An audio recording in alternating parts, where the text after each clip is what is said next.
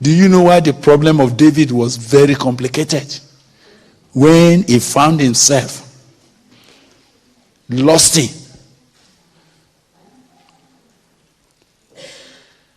Some of you will think that it was the day he slept with Bathsheba that his problem started. No.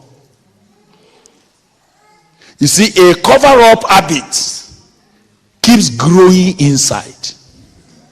What some of you don't know is, can I tell you what you don't know? The power of sin, the secret of sin, is in its secrecy. Sin is only powerful as long as you keep it secret. The day you want to break the power of sin, break the secrecy, expose it, suddenly you will find that that sin has no more power over you. But the first thing that sin begs for, whenever it comes to your life, it begs for you to make it secret. Are you hearing me? When you begin to have a misbehavior with your wife, the first thing that you are struggling with is how nobody in the parlor will know about it. Are we together? The moment your affection begins to run wild towards a strange girl, maybe your church secretary, it may be somebody in the office, it may be a student that you are teaching. When your heart begins to go strangely to that, the first thing that sin begs you for is how to make it how secret. So you know what happens? That girl is this side, is on this side. When you tell your wife where you are going, you will tell your wife, I'm going here. And you may actually start so that your wife will think you are going there.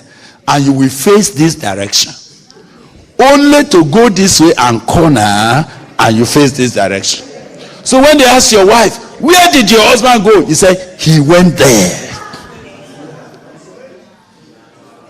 Because she saw you going there, she did not know that you went behind to corner and face that direction. Sin continue to exercise power as long as you are willing to keep it secret. That's why you cannot overcome sin until you are ready to uncover it.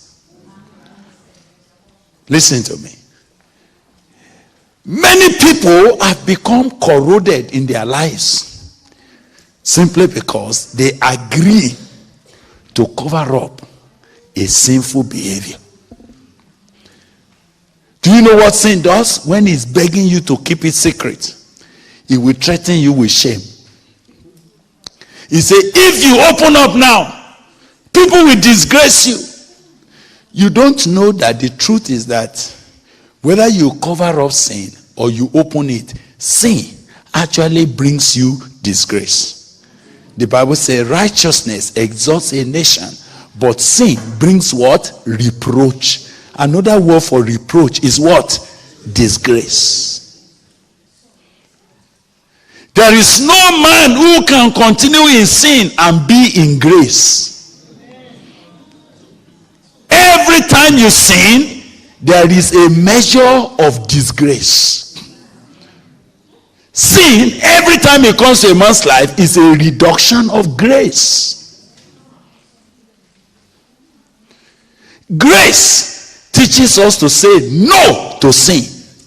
But when sin overcomes you, grace is reduced. But when does grace abound? Grace abound to a sinner who is willing, who is humble enough to open up. So the first step, the first principle of personal restoration and revival is behold. Readiness to say, Lord, look at me. Look at me.